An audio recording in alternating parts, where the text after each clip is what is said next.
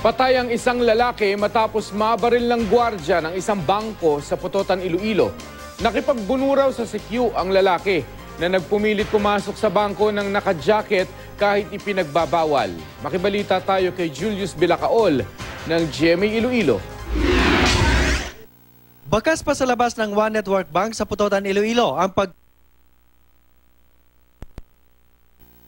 pagkakahapon. Dumating ang depositor na si Francis Erad.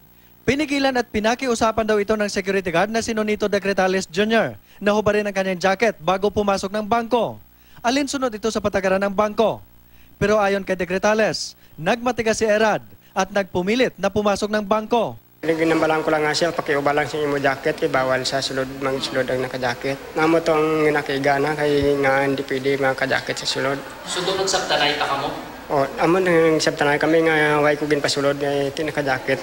Habang nagtatalo, tinangka umanong agawan ni Erad ang service shotgun ni Decretales, kaya napilitan ang CQ na magpaputok.